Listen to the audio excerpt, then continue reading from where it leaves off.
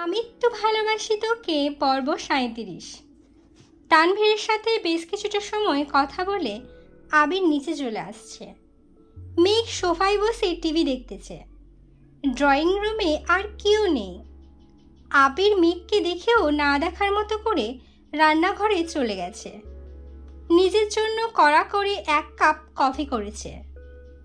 কফির কাপটা হাতে নিয়ে আবির সিঁড়ির দিকে যাচ্ছে। মেঘ কপাল কুঁচকে এক দৃষ্টিতে আবির ভাইকে দেখছে। আবিরের মনের ভেতরে দুশ্চিন্তাগুলো চেহারায় ভেসে উঠেছে। অষ্টাদশী আবিরের তামাটে চেহারা দেখে বোঝার চেষ্টা করছে আবির ভাইয়ের কি হয়েছে। মেঘ একবার ভাবছে জিজ্ঞেস করবে, কিন্তু সাহসও হচ্ছে না।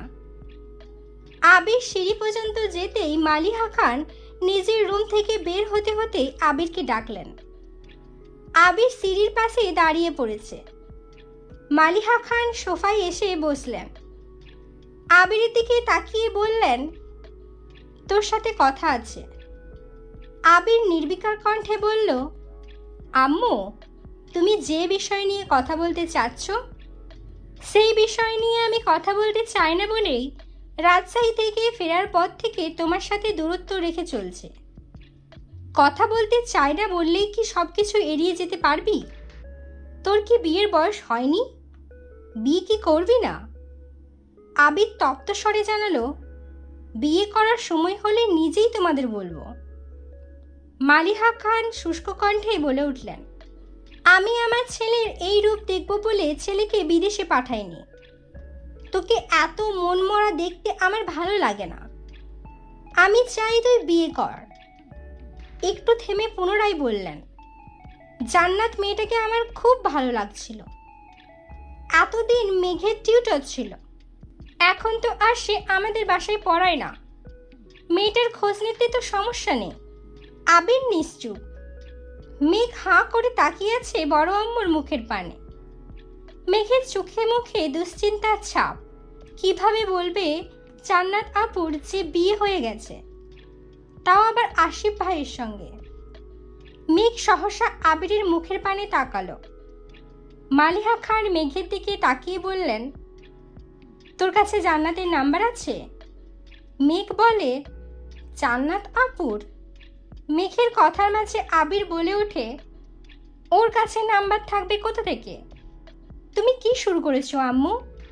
মেয়েটা পড়াতে আসছিল, পড়াইছে, আলহামদুলিল্লাহ মেঘ চান্স পাইছে। মেয়েটাকে দাওয়াত দিয়ে খাওয়াতে চাইছো, গিফট দিতে চাইছো, সব ইচ্ছেই পূরণ করা হলো। এরপরও এই বিষয় নিয়ে কথা কেন ওঠে? মেঘ আহাম্মকের মতো আবিরের দিকে চেয়ে আছে। বলে দিলেই হয় জান্নাত আপুর বিয়ে হয়ে গেছে। আবির মেঘের দিকে চোখ রাঙিয়ে ইশারা করল যাতে কিছু না বলে। আবির দীর্ঘশ্বাস ছেড়ে পুনরায় বলল, সামনে মায়েশা আপুর বিয়ে, তুমি বরং সেদিকে মনোযোগ দাও। আর বিয়ে বাড়িতে গিয়ে কোনোভাবে আমার বিয়ের কথা তুললে আমি কিন্তু সঙ্গে সঙ্গে বিয়ে বাড়ি থেকে চলে আসব। কথাটা মাথায় রাখো। মেইন গেট থেকে ভেতরে 2 কদম এগিয়ে আলী আহমেদ খান উচ্চস্বরে বললেন, হয়েছেটা কি? মা ছেলের মধ্যে কি নিয়ে মনোমালিন্য চলছে? আবির মায়ের দিকে তাকিয়ে ধীরকণ্ঠে বলল, আব্বুকে কিছু বলবা না কিন্তু। বাবার দিকে তাকিয়ে গম্ভীর কণ্ঠে বলল, কিছু না। আবির চলে গেছে। বড় আব্বুকে দেখে মেঘও টিভি বন্ধ করে চলে যাচ্ছে। আলী আহমেদ খান সোফায় বসতে বসতে মালিহা খানকে শুধালেন, কি হয়েছে? মালিহা খান মনমরা হয়ে উত্তর দিলেন, কি আর হবে, বিয়ের কথা বলছিলাম এজন্য রাগারাগি করছে। আলী আহমেদ খান ভারী কণ্ঠে বললেন, তুমি ছেলেরে আর কিছু বইলো না, মাথাটা একটু ঠান্ডা হোক, আমি কথা বলবো। মালিহা খান শীতল কণ্ঠে বললেন, ঠিক আছে। আজ মাইশার গায়ে হলুদ। মালিহা খান আর আলী আহমেদ খান গতকালই বিয়ে বাড়িতে চলে গেছেন। মালিহা খান মাইশাদের বড় ফুপ্পি, তাই ওনার দায়িত্বটাও একটু বেশি। আরও আগেই যাওয়ার কথা ছিল, কিন্তু অসুস্থতার কারণে আলী আহমেদ খান স্ত্রীকে একা ছাড়তে রাজি নন। ডাক্তার দেখিয়ে গতকাল উনি নিজেই নিয়ে গেছেন। তানভীর ব্যতীত বাকিরা আজ বিয়ে বাড়িতে যাবে। আগে থেকেই বলা, আবির ইকবাল খানের গাড়ি নিয়ে যাবে। মামুনি, কাকিয়া, মেঘ, মিম আর আদিকে নিয়ে যাওয়ার দায়িত্ব আবিরের। মোজাম্মেল খান আর ইকবাল খান অফিস করে বিকেলের দিকে রওনা দিবেন। সকাল থেকে সাকিব আবিরকে কলের পর কল দিয়েই যাচ্ছে, যেন যত তাড়াতাড়ি সম্ভব বিয়েবাড়িতে উপস্থিত হয়। সকালের নাস্তা করে ইকবাল খান আর মোজাম্মেল খান অফিসের উদ্দেশ্যে বেরিয়ে পড়েছেন। বাকিরা রেডি হচ্ছে। গায়ে হলুদের পাঞ্জাবি শাড়ি নেওয়ার দায়িত্ব ছিল আবিরের। নিজের কিছু জামাকাপড় সহ সব ব্যাগ গাড়ির ডিকিতে রাখতে গিয়ে হঠাৎ কিছু একটা মনে করে বাড়ির ভেতরে ঢুকছে আবির।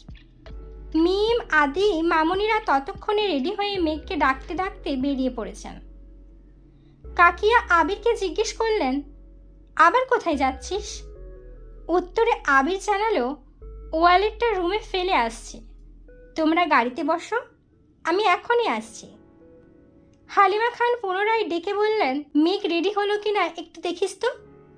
আবির আচ্ছা বলে শ্রী দিয়ে দ্রুত পায়ে উঠে রুম থেকে ওয়ালেট আর একটা জ্যাকেট নিয়ে বের হয়েছে। জ্যাকেটটা পরে ওয়ালেটটা চেক করতে করতে মেঘের দরজা পর্যন্ত এসে ডাকলো, আর কতক্ষণ লাগবে তোর? আবিরের কণ্ঠ শুনে মেঘ চমকে ওঠে। ত্রস্ত ঘুরে দাঁড়ালো সে। সঙ্গে সঙ্গে বিছানা থেকে জ্যাকেট টেনে গায়ে জড়িয়ে নিয়েছে। মেঘের হুড়োহুড়ি কর্মকাণ্ডে আবির মেঘের দিকে তাকালো। মেঘের গায়ে এমনভাবে জ্যাকেট চড়ানো দেখে আবির কয়েক সেকেন্ডের জন্য স্থির দৃষ্টিতে তাকায়। মেঘ চিবুক নামিয়ে দাঁড়িয়ে আছে। মেঘ কালো রঙের একটা গ্রাউন পরেছে, সাথে আবিরের গিফট করা একটা গর্জিয়াস হিজাবও পরেছে। মেঘকে দেখতে এত মায়াবী আর মোহময় লাগছে যে আবির দৃষ্টি সরাতে পারছে না। মেঘকে আপাতমস্তক দেখে আবির মেঘের আটকে ওঠার কারণটা বোঝার চেষ্টা করল। যদিও কিছু বুঝতে পারেনি, তবুও আবির চোখ নামিয়ে সরি বলে রুম থেকে বের হতে যাচ্ছিল। মেঘ অস্বস্তি কাটিয়ে ডাকলো, আবির ভাই। আবির দরজার বাইরে থেকে উত্তর দিল, মিমকে একটু ডেকে দেবেন প্লিজ। আবির ব্যালকনি থেকে ড্রয়িং রুমে একবার তাকালো, কোথাও কেউ নেই। আবির উচ্চস্বরে জানালো, সবাই বের হয়ে গেছে, মিমও গাড়ির কাছে চলে গেছে। কোনো সমস্যা? আমি কি কোনোভাবে হেল্প করতে পারবো? মেঘ কি করবে বুঝতে পারছে না। মিমকে বেশ কয়েকবার ডেকেছে, আদি আর মিম হই হল্লোড় করে বেরিয়ে গেছে, তাই মেঘের ডাক মিম আর শোনেনি। আবির ভাইকে বলবে কিনা বুঝে উঠতে পারছে না। মেঘকে নিস্তব্ধ থাকতে দেখে আবির পুনরায় মেঘের রুমে ঢুকেছে। আবির রুমে ঢুকতে মেঘ আটকে উঠল, বৃহৎ চোখে তাকালো। আবির ভ্রুকুচকে প্রশ্ন করল, কি হয়েছে? মেঘ চিবুক নামিয়ে নিল। মেঘ এখনো জ্যাকেট জড়িয়েই দাঁড়িয়ে আছে। অষ্টাদশীর অশান্ত মন কেমন করে কাঁপছে, কথা আটকে আসছে। মাথা নিচু করে অনেক কষ্টে বলল, জামার চেইনটা লাগাতে পারছি না। আবির স্বাভাবিক ভঙ্গিতে মেঘের কাছে এগিয়ে এলো। আবিরের আগানোতে অষ্টাদশীর হৃৎস্পন্দনের মাত্রা বাড়তে শুরু করেছে। আবির মেঘের কাছাকাছি দাঁড়িয়ে শান্ত কণ্ঠে বলল, ওইদিকে ঘুর। মেঘ না চাইতেও আবিরের দিকে পিঠ করে দাঁড়ালো। জ্যাকেটটা ধরে রাখার শক্তিটুকু পাচ্ছে না। আবির জ্যাকেটে হাত দিতেই মেঘ জ্যাকেটটাকে ছেড়ে দিয়েছে। পরিচিত নিলে আবির তাড়াতাড়ি জ্যাকেটটা ধরে বিছানার উপর রাখলো। হিজাব দিয়ে সম্পূর্ণ পিঠ ঘোরা। আবির অতি সন্তর্পণে পিঠ থেকে হিজাবটা সরায়। সহসা অষ্টাদশীর উজ্জ্বল বর্ণের পিঠ উন্মুক্ত হয়। না চাইতেও আবিরের নজর পড়ে সেই অচ্ছদ পৃষ্ঠে, যেখানে পাশাপাশি দুইটা কৃষ্ণবর্ণের বিউটি স্পট ঝলমল করছে। আবির ঢোক গেলে দৃষ্টি সরিয়ে নিল। আবিরের বক্ষ পিঞ্জরে আবদ্ধ হৃৎপিণ্ডটা দিকবিদিক ছুটছে, যেন পাঁজরের হাড় ভেঙে বেরিয়ে আসবে এক্ষুনি। আবিরের সর্বাঙ্গ ঘামতে শুরু করেছে। আবিরের হাত কাঁপছে।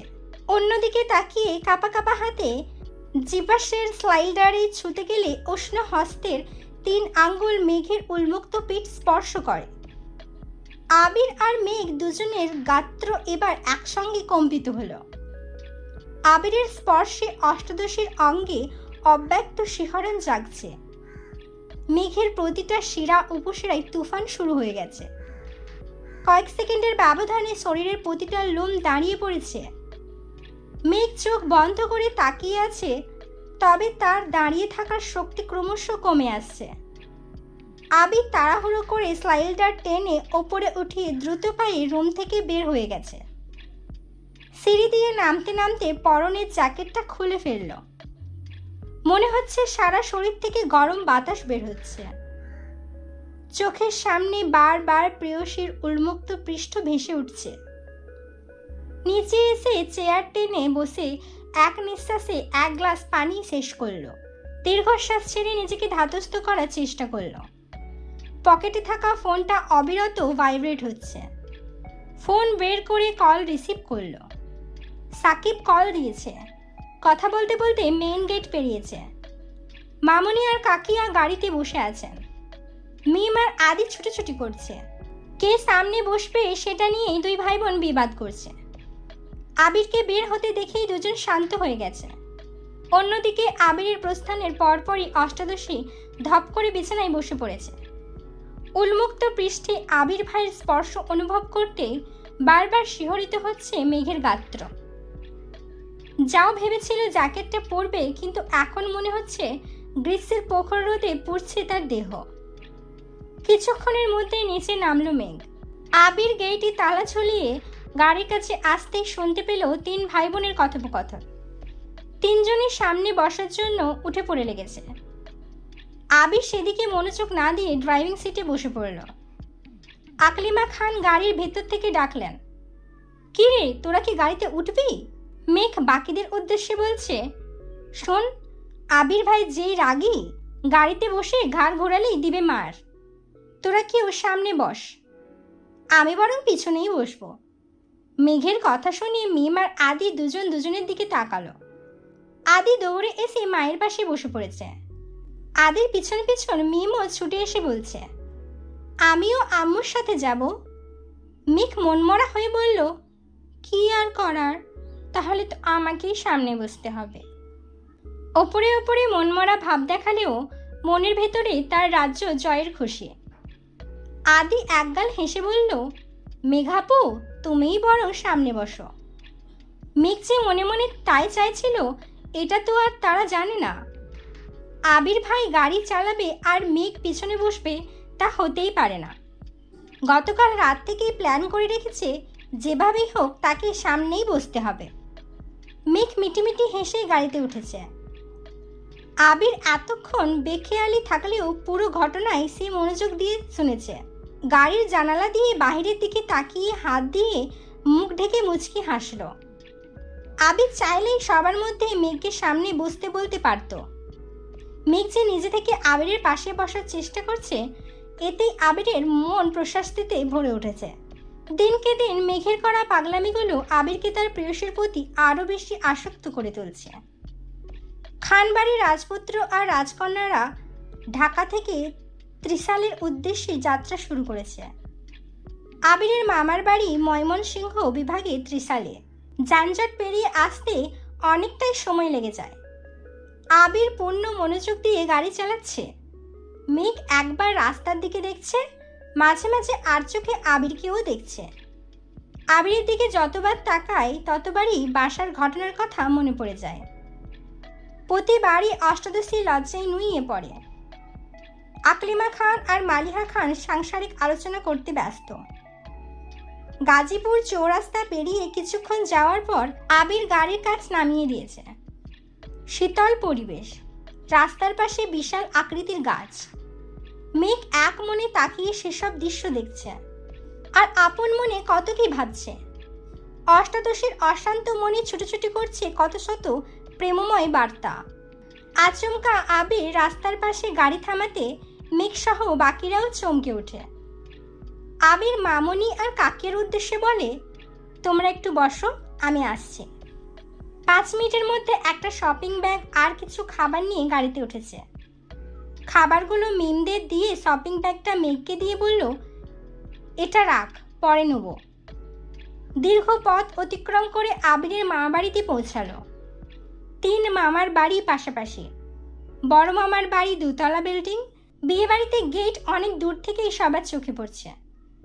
গেটের কাছে অনেকেই অপেক্ষা করছে।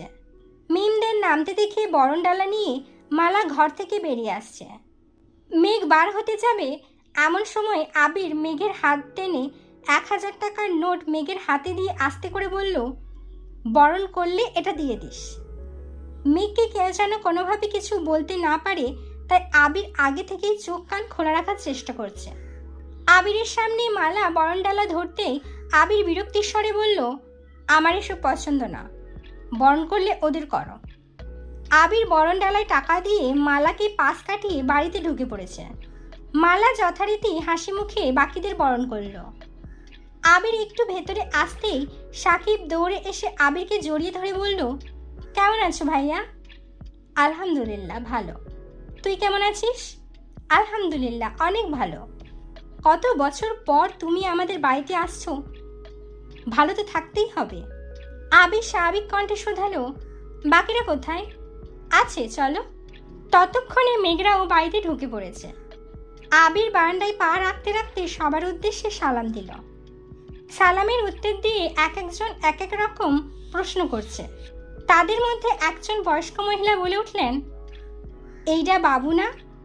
কত বড় হইয়া গেছে, মাশাআল্লাহ, বাবুরে চেনার তো কোনো উপায়ই নাই। ওঠান থেকে মেয়ে কথাটা শুনে ফিক করে হেসে দিল। আবির ভাইয়ের মতো সুপুরুষ দেহে এত লম্বা চওড়া মানুষকে কেউ বাবু বলে সম্বোধন করছে, এটা শুনেই হাসি পাচ্ছে। তারপরও নিশ্চিত হওয়ার জন্য মায়ের দিকে তাকিয়ে শুধালো, বাবু কে আম্মু? হালিমা খান বললেন, আবিরকে ওর মামাবাড়ির মানুষ ছোটবেলায় বাবু বলে ডাকত, উনি তোর বড় আম্মুর চাচি হন।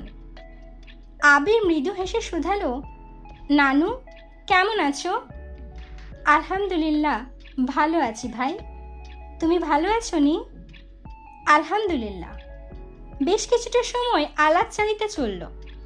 আবির মায়েশার সঙ্গে দেখা করতে ভেতরে চলে গেছে। মায়েশার রুমের সামনে এসে ডাকলো, আপু আসবো?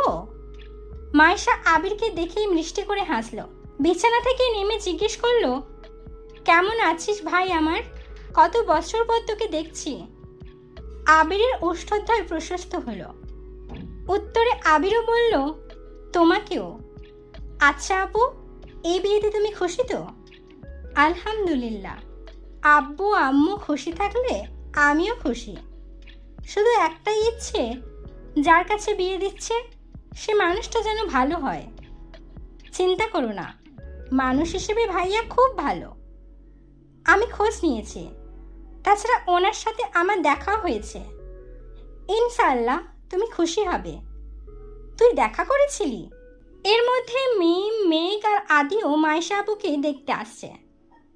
মায়েশা বরাবরই চাপা স্বভাবের একটা মানুষ, কখনো কারো বাড়িতে বেড়াতেও যায় না, তবে ফোনে প্রায়ই সবার সাথে কথা হয়।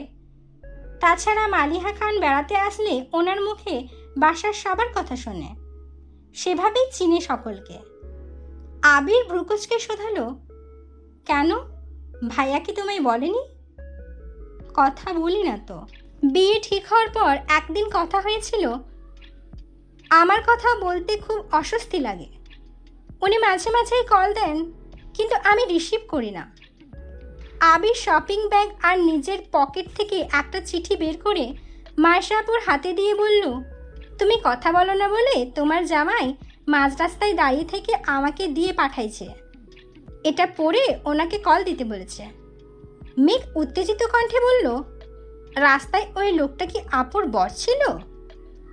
আবির মেঘের দিকে তাকিয়ে ওপর নিচ মাথা নাড়ল। মেঘ মুচকি হেসে বলল, মাশাআল্লাহ আপু, ভাইয়া কিন্তু কিউট আছে। মায়েশা লজ্জায় আড়ষ্ট হয়ে যাচ্ছে। মায়েশা কিছু বলার আগেই আবির মেঘকে উদ্দেশ্য করে গম্ভীর কণ্ঠে বলে, হয়েছে তোর, আর পাকামি করতে হবে না। আপুর হাজবেন্ড আপু বুঝবে। তোরা যা এখন। মেঘ, মিম আর আদি রুম থেকে বেরিয়ে যাচ্ছে। আবির পা বাড়াতেই মাইশা আবিরের হাতে চিমটি কেটে আস্তে করে বলল, আমার জামাইরে কিউট বলেছে, তাতে তোর এত জলে কেন? কাহিনী কি? কি চলে? তখনই রুমে মালার আগমন হলো। আবির মালাকে দেখে থমথমে কণ্ঠে জবাব দিল, কিছু না। মালা বলল, ভাইয়া কেমন আছো? ভালো। আবির মায়েশার থেকে বিদায় নিয়ে চলে গেছে। আবির সাকিবের সঙ্গে থাকবে, তাই গাড়ি থেকে ব্যাগ নামিয়ে সাকিবের রুমে গেল। সাকিব আর মালারও সম্পর্ক চাচাতো ভাই বোন। মেঘ, মিম, দিশা, স্মৃতি ওরা চারজন এক রুমে থাকবে বলে ঠিক করেছে। দিশা মালার আপন ছোট বোন, স্মৃতি সাকিবের ছোট বোন। খাওয়া দাওয়া করে বিকেলের দিকে চার কাজিন মিলে পুরো বাড়ি ঘুরে দেখছিল। বিয়ে বাড়ি মানেই হইচই। বিকাল হতে হতে আত্মীয় স্বজনদের ভিড় জমতে শুরু হয়েছে। মেঘ, মিম আগেও কয়েকবার এসেছিল, তবে সেসব ছোটবেলার ঘটনা। এখন আর কিছুই মনে নেই তাদের। আবিরের 3 মামার বাড়ি পাশাপাশি হওয়ায় 3টা উঠান মিলে বাড়ির সামনে বিশাল মাঠের ন্যায় জায়গা। এক পাশে খাবারের ব্যবস্থা করা হচ্ছে, আরেক পাশে গায়ে হলুদের স্টেজ করা হচ্ছে। সাকিব, মিলন, আবির এমনকি আদিও স্টেজ সাজানোতে ব্যস্ত। মেঘ আবিরকে দেখেই থমকে দাঁড়ালো, পা বাড়ালো সেদিকে। স্মৃতি পেছন থেকে ডাকলো, মেঘাপু কোথায় যাচ্ছ? স্টেজ সাজানো দেখতে। ঘুরবা না? তোমরা ঘুরে আসো, আমি যাব না। মেঘ আর কোথায় যাবে? তার আবেগের কেন্দ্রবিন্দু তো আবির ভাই। আবির ভাইকে দেখাতে যতটা শান্তি, আর সেই শান্তি আর কোথাও নেই। তাই মেঘ স্টেজের দিকে এগিয়ে আসলো। সাকিব মেঘকে দেখে জিজ্ঞেস করলো, কেমন আছো মেঘবতী? আলহামদুলিল্লাহ। আপনি কেমন আছেন? আলহামদুলিল্লাহ। মেঘের কণ্ঠ শুনে আবির পেছন ফিরে মেঘকে দেখল। চুলগুলো বেঁধে মাথায় ওড়না দিয়ে রেখেছে। আবির লাইটিং সেট করতে করতে শুধালো, খাইছিস কিছু? জি। আবির মেঘকে উদ্দেশ্য করে বলল, ভাইয়া কিন্তু এখনো খায়নি। তুমি ভাইয়ার খোঁজ নিলে না কেন? আবির দাঁতে দাঁত চেপে সাকিবের দিকে তাকিয়ে বলে, বেশি কথা বললে তোর শরীরে তার পিছিয়ে দেব। মেঘ শীতল কণ্ঠে বলল, আমি তো জানতাম না। আবির মেঘের দিকে তাকিয়ে বলল, আমি খাইছি। সাকিব এমনিই মজা করছে। আবির সাকিবেরা কাজ করছে। মেঘ চেয়ারে বসে বসে তাদের কাজ করা দেখছে। কিছুক্ষণ পর স্মৃতি, দিশা আর মিমও চলে আসছে। সবাই চেয়ারে বসে গল্প করছে, অথচ মেঘের নজর আবিরের দিকে। আশেপাশে কে কি বলছে সেসব কোনো মনোযোগ নেই তার। স্টেজ সাজানো প্রায় শেষের দিকে। তখন মালা একটা প্লেটে করে রকমের মিঠা নিয়ে আসছে। আবিরকে ডেকে বলেছে, আবির ভাইয়া তোমার জন্য পিঠা নিয়ে আসছে। মালার কথায় আবির কোনোরূপ প্রতিক্রিয়া দেখালো না, ফিরে তাকালোও না। অথচ মেঘের ছ্যাদ করে রাগ উঠে গেছে। মনে পড়ে গেছে বাসায় আবির ভাইয়ের উপর ঢলে পড়তে যাচ্ছিল এই মালা আপু। আবির ভাইয়ের প্রতি তখন তীব্র ভালোবাসা অনুভব করতে না পারলেও সেদিন ঠিকই কেঁদেছিল সে। তবে এখন তো সে আবির ভাইকে ভালোবাসে। আবির ভাই ভালোবাসুক বা না বাসুক, অষ্টাদশী মনে প্রাণে আবিরকে ভালোবাসে। আবিরের আশেপাশে এসে কাউকে সহ্য করতে পারবে না। মেঘ ভেতরে ভেতরে রাগে ফুঁসছে। মালা পুনরায় বলল, পিঠাগুলো খেয়ে নাও ভাইয়া। আবির পেছনে না ফিরেই বলল, আমি খাবো না পিঠা, ওদের দে। হাত দিয়ে মেঘদেরকে ইশারা করল। আবিরের কথাটা মালার পছন্দ হয়নি। আকস্মাৎ সাকিব বলল, 3 দিন যাবৎ এত কাজ করতেছি, আমাকেও তো একটা পিঠা ধরাতে পারিস। মালা সাকিবের উপর নিজের ক্ষোভ প্রকাশ করে। তুই কি বাড়ির মেহমান যে তোকে আলাদা করে পিঠা দিতে হবে? সাকিব মন খারাপ করে বলল, আজ মেহমান হতে পারিনি বলে কেউ দামই দেয় না। মালা আর কথা বাড়ালো না, মেঘের হাতে পিঠাগুলো দিয়ে চলে গেছে। পিঠাগুলো সে আবিরের জন্য আলাদা করে এনেছিল। নকশি পিঠার সবগুলোই লাভ আকৃতির। পিঠাগুলোর দিকে নজর পড়তেই দ্বিতীয় দফায় রাগ উঠে গেল মেঘের। মিম আর স্মৃতির দিকে পিঠাগুলো দিয়ে বলল, তোরা খা, আমি খাবো না। আবির সাকিবের দিকে তাকাতেই সাকিব জিজ্ঞেস করলো, কি হয়েছে মেঘাবতী, পিঠা খাবে না কেন তুমি? আমাদের বাড়ির পিঠাগুলো কি অপরাধ করছে যে তুমি তাদের ছুঁয়েও দেখছো না? মেঘ গম্ভীর মুখ করে উত্তর দিল, পিঠা খাবো, তবে এগুলো না। সাকিব বলে, আয় মিলন, মেঘবতীর জন্য পিঠা নিয়ে আয়। যত জাতের পিঠা ঘরে আছে সবগুলো নিয়ে আসবি। মেঘ ভ্রুকুচকে বলল, আমি এখন খাবো না পিঠা। মিলন সেসবে পাত্তা দেয়নি। কিছুক্ষণের মধ্যেই বড় প্লেট দিয়ে অনেক প্রকারের পিঠা এনে মেঘকে দিয়েছে। মেঘ না চাইতেও দু একটা পিঠা খেয়েছে। আবির লাইটিংয়ের কাজ শেষ করে মেঘের পাশের চেয়ারে বসেছে। মেঘ আবিরের দিকে প্লেট এগিয়ে দিয়ে বলল, নেন পিঠা খান। আবির দু হাত সামনে এগিয়ে বোঝালো, হাতে ময়লা, খাবে কি করে? মেঘ ভনিতা ছাড়াই বলল, হাত ধুয়ে আসুন। আবির রাসভারী কণ্ঠে বলে, কষ্ট লাগছে? মেঘ মুচকি হেসে আস্তে করে বলল, খাইয়ে দেব আমি, দিলে খারাপ হয় না।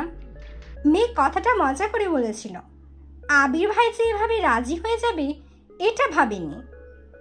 আবিরের পছন্দ মতো কয়েকটা পিঠা খাইয়ে দিয়েছে। হঠাৎ আবিরের চোখে পড়ে বড় মামার সঙ্গে আবিরের আব্বুর বাড়িতে আসতে চান। আবির মেঘকে বলে, আর খাবো না, তুই খা। আবির তৎক্ষণাৎ চেয়ার থেকে উঠে স্টেজে চলে গেছে। স্টেজের বাকি কাজ করছে। আবির ভাইয়ের অকস্মাৎ পরিবর্তন দেখে মেঘ ভ্রুকুচকে তাকিয়ে রইল। মনে মনে ভাবছে, এই ব্যাটার সমস্যা কি? মাঝে মাঝে মনে হয় ওনার মতো রোমান্টিক মানুষ এই পৃথিবীতে আর একটাও নেই। আবার মাঝে মাঝে মনে হয় ওনার মতো পাষাণ আর একটাও নেই। উনি এমন কেন? আলী আহমেদ খান মিম আর মেঘকে দেখে হাসি মুখে প্রশ্ন করলেন, তোমরা কখন আসছো? বড় আম্মুর কণ্ঠস্বরে মেঘের ধ্যান ভাঙে। মিম স্বাভাবিক কণ্ঠে বলে, দুপুরের দিকে আসছি বড় আব্বু। আবিরের বড় মামা শুধালেন, খাওয়া দাওয়া করেছো নাকি শুধু পিঠাই খেতে দিয়েছে তোমাদের? মেঘ আলগোছে হেসে উত্তর দিল, আমরা এসেই ভাত খেয়েছি, এখন আবার পিঠা খাচ্ছি। মামা পুনরায় বললেন, বাড়িটাকে নিজের বাড়ি মনে করবে, যা ইচ্ছে হবে নিজের হাতে নিয়ে খাবে, সেটা গাছের কোনো ফলই হোক অথবা ঘরের কোনো খাবার। মিম আর মেঘ একসঙ্গে বলল, আচ্ছা বড় মামা। হঠাৎ করেই বাড়ির পরিবেশ বদলে গেছে। হই হল্লোড় যেন তিনগুণ বেড়ে গেছে। মায়েশার শ্বশুরবাড়ি থেকে বেশ কয়েকজন গায়ে হলুদের শাড়ি, মেহেন্দি আরও কি কি নিয়ে আসতেছে। আবির আগন্তুকদেরকে কয়েক মুহূর্ত পর্যবেক্ষণ করল। 4-5টা অল্পবয়স্ক মেয়ের সাথে 5-7টা ছেলে। মালা গেটের সামনে গিয়ে তাদের বরণ করছে। স্মৃতি আর দিশাও গেটের কাছে চলে গেছে। মিম যেতে নিলেই আবির ধমক দেয়। আবিরের ধমকে মিমের সঙ্গে সঙ্গে মেঘও কেঁপে উঠেছে। আবির মেঘ আর মিমকে উদ্দেশ্য করে বলল, তোরা এখন রুমে যা। মেহমান যাওয়ার আগ পর্যন্ত তোদের এক বোনের ছায়াও যদি আমি দেখি তাহলে খবর আছে বলে রাখলাম। মেঘ মাথা নিচু করে বলল, আব্বুকে হলুদ লাগাবো না? আবির বিরক্তির স্বরে বলল, রাতে লাগাইস, এখন যা। মেঘ আর মিম দুজনেই মাথা নিচু করে একে অপরকে অভিযোগ জানাতে জানাতে রুমে চলে গেছে। এতদিন তানভীর ভাইয়া এমন করেছে। মিম আর মেঘ দুজনকেই অতিরিক্ত শাসনে রেখেছে। এবার তানভীর আসেনি, তাই ভেবেছিল একটু আনন্দ করবে। সব আনন্দে আবির ভাই পানি ঢেলে দিল। সন্ধ্যার পরপরই মেহমান চলে গেছে। মাইশা আপু মিম আর মেঘকে খুঁজে না পেয়ে দিশাকে দিয়ে ডেকে পাঠাইছে। মাইশা আপু 4 জন বান্ধবী এসেছে। মালা আপুরও 3টা বান্ধবী এসেছে। এছাড়াও খালাতো মামাতো বোনেরা তো আছেই। সন্ধ্যার পর থেকেই বাড়িতে শাড়ি পরার ধুম পড়েছে। মিম আর মেঘ বিছানায় একপাশে বসে সবার সাজগোজ দেখছে। মায়েশা আপু বারবার দুজনকে শাড়ি পরতে বলছে। মিম শাড়ি দু চোখে সহ্য করতে পারে না, কিন্তু সবার শাড়ি পরা দেখে মেঘের খুব ইচ্ছে করছে শাড়ি পরতে। তবে আজ পর্যন্ত কখনো শাড়ি পরেনি সে, তাই শাড়ি সামলাতে পারবে না ভেবে ভয় পাচ্ছে। মাইসা আপুর এক বান্ধবীকে দেখে হঠাৎ মেঘের রাকিবের গার্লফ্রেন্ডের কথা মনে পড়ে গেল। জান্নাত আপুর বিয়েতে কত সুন্দর করে সেজে আসছিল। রাকিব ভাইয়ের গার্লফ্রেন্ডকে দেখে সেদিন মেঘেরও শাড়ি পরতে ইচ্ছে হয়েছিল, তবে আজ আর সাহস পাচ্ছে না। আচমকা মাইশা আপু মেঘের দিকে তাকিয়ে জোর গলায় বললেন, মেঘ, তুমি কিন্তু শাড়ি পরবে, একদম না শুনবো না। পরবে মানে পরবেই। আপু, আমি তো কখনো শাড়ি পরিনি, তোমার যেভাবে সুবিধা হবে সেভাবেই পরানো হবে, তুমি চিন্তা করো না। মিমের এসব শাড়ি পরা দেখতে দেখতে আর ভালো লাগছে না। মেঘ শাড়ি পরবে শুনে মন খারাপ করে রুম থেকে বেরিয়ে গেছে। মেঘও রেডি হতে ওয়াশরুমে গেছে। মাইশা আপু মিটিমিটি হাসছে। মাইশা আপুর বেস্ট ফ্রেন্ড জিজ্ঞাসা চোখে চেয়ে প্রশ্ন করলো, কি রে, হাসছিস কেন? মাইশা আশেপাশে দেখে বান্ধবীর কানে বিড়বিড় করে বলল, আবিরের কথা বলছিলাম না তোকে, ওর চাচাতো বোন মেঘ। আমি শিওর আবির মেঘকে পছন্দ করে, কিন্তু কিছু বলতে পারছে না। মেঘকে শাড়ি পরাচ্ছি যাতে আবিরের রিয়াকশন বুঝতে পারি, বুঝলি? এই ছিল আমিত্তু ভালোবাসি তোকে পর্ব 37। আমার বলা আমিত্তু ভালোবাসি তোকে পর্বগুলি যদি আপনার পছন্দ হয় অবশ্যই আমার চ্যানেলটিকে সাবস্ক্রাইব করবেন এবং বেল আইকন বাটন ক্লিক করে রাখবেন নোটিফিকেশান পাওয়ার জন্য। লাইক করবেন, কমেন্ট করে বলবেন আমার বলা পর্বগুলো আপনার কেমন লাগছে। সুস্থ থাকবেন, ভালো থাকবেন, নিজের খেয়াল রাখবেন। আল্লাহ হাফিজ।